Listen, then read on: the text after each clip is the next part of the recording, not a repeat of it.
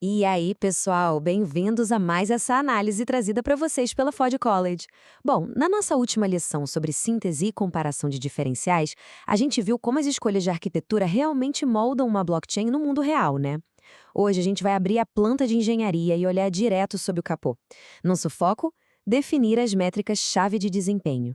Vamos dissecar esses dados de um jeito super prático para você entender de uma vez por todas o que faz essa máquina rodar com tanta eficiência. Então, desenrolando nossa planta aqui, vamos passar por 6 pontos fundamentais. Primeiro, o motor da Solana. Depois, a verdade sobre o TPS, seguido pela eficiência do validador, o ritmo dos blocos, teste de estresse na rede e, por fim, o próximo passo. Beleza, vamos mergulhar nisso. Ponto número 1. O motor da Solana e seus sinais em 3 camadas. Pensa na rede como um motor de altíssima performance, todo governado por sinais divididos em camadas. Ter esta visão é absolutamente crucial para a gente não se perder num mar de números soltos. Olha só, temos 3 camadas principais de telemetria operando ao mesmo tempo.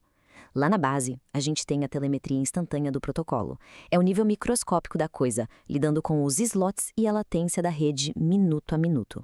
Subindo um degrau, a gente entra nos sinais ao nível de recurso. Aqui o foco é o hardware. A gente está olhando para o uso da CPU, o fluxo de entrada e saída de dados e as filas de GPU nos validadores. E lá no topo, a gente tem o comportamento emergente da rede sobre carga, que é a visão macro. É aqui que a gente enxerga os erros de RPC ou quando as tentativas de consenso, os famosos retries, começam a disparar. Entender essa estrutura de 3 andares é o que realmente nos permite diagnosticar a saúde de todo o ecossistema. O que nos leva à seção 2, a verdade sobre o TPS, a nossa velocidade bruta. TPS, ou transações por segundo. Todo mundo adora olhar para esse número, né? É a taxa bruta de transações que foram processadas. Mas calma lá. O TPS não é um número mágico que vive solto no ar. Ele depende, e muito, da janela de tempo que a gente está analisando e, principalmente, do nível de confirmação estipulado. Pensa bem, contar transações que já foram finalizadas pelo consenso, ou seja, garantidas na blockchain para sempre, é uma coisa totalmente diferente de contar transações que foram apenas observadas num bloco e que ainda correm o risco de mudar. Se você não declarar explicitamente qual é o nível de confirmação, o seu número de TPS literalmente não significa nada. Agora, o que é realmente interessante aqui é um aviso super importante. Sabe aqueles picos curtos de TPS que a galera adora reportar como records? Muitas vezes, eles escondem a verdadeira capacidade de throughput sustentado do sistema. Aquelas explosões fenomenais de velocidade que duram só algumas frações de segundo costumam mascarar gargalos bem perigosos de entrada e saída, limites na CPU ou falta de memória. Uma arrancada rápida é impressionante, claro, mas no fim das contas é a velocidade de cruzeiro, aquela que a rede consegue sustentar de forma contínua, que mostra se o nosso motor é realmente robusto.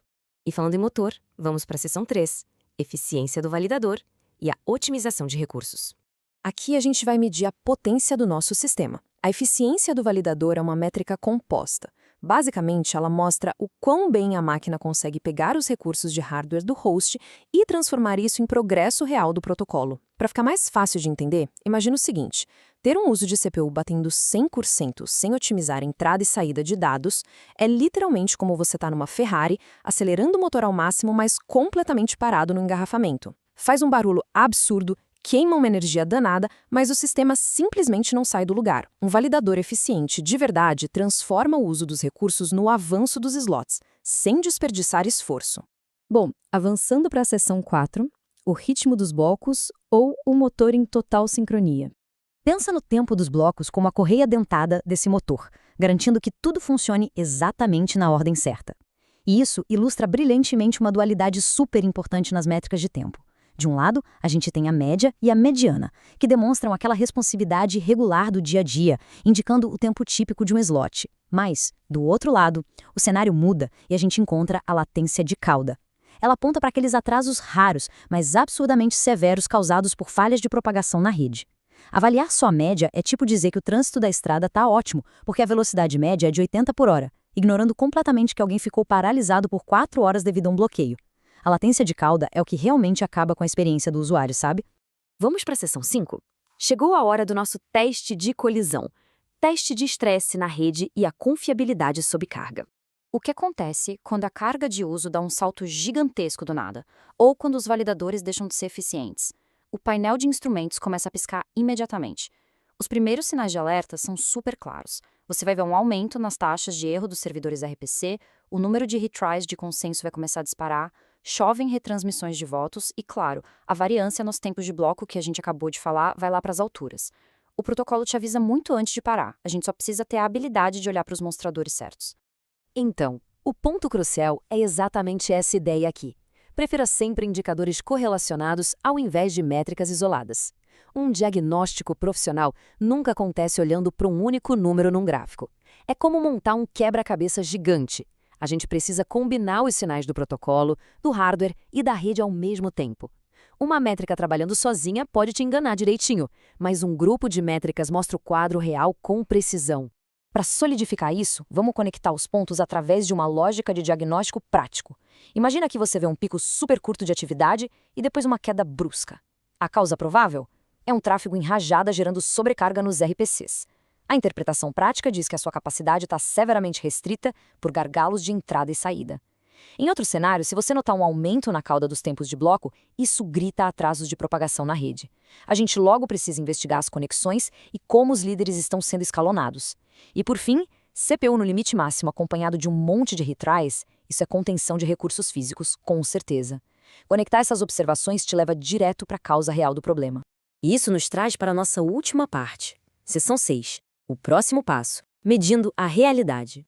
Vamos avançar e ver como tudo isso se constrói na prática, num fluxo de trabalho estruturado. Para garantir dados inquestionáveis, a gente segue 4 passos. Primeiro, selecionar as fontes corretas, como a telemetria local cruzada com chamadas JSON-RPC. Segundo, definir as janelas de tempo. A gente precisa saber se estamos analisando segundos ou horas para evitar distorções. Terceiro, normalizar tudo. Isso significa dividir as contagens brutas pelo número de validadores ativos, para garantir que o volume gigantesco da rede não esconda a lentidão de um nó individual. E quarto, mapear os resultados, sempre ligando a métrica técnica aos resultados reais que o usuário sente na pele.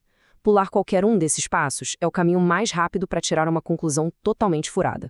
No mundo real, a gente automatiza tudo isso com scripts geralmente em Python. É um fluxo lógico. A gente importa as bibliotecas, consulta os slots mais recentes da rede usando os endpoints, conta o volume de transações e então calcula aquele TPS aproximado. Mas presta atenção. O segredo do sucesso, o que é absolutamente inegociável aqui, é a última etapa: registrar meticulosamente os metadados. Qual era o endpoint, qual era o nível de confirmação, qual era a janela de tempo. Se você não guardar esses metadados junto com o código, sua análise perde completamente a validade e as comparações ficam inúteis. Para fechar nossa exploração de hoje, eu deixo uma provocação super importante para vocês.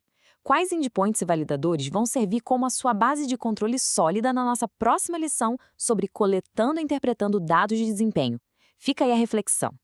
Bom, eu queria agradecer demais a companhia de vocês em mais essa análise da Ford College. Se você quiser dominar de vez essas métricas de desempenho e acessar um monte de materiais incríveis sobre o Web3, é só dar um pulo no nosso site oficial em ford.college.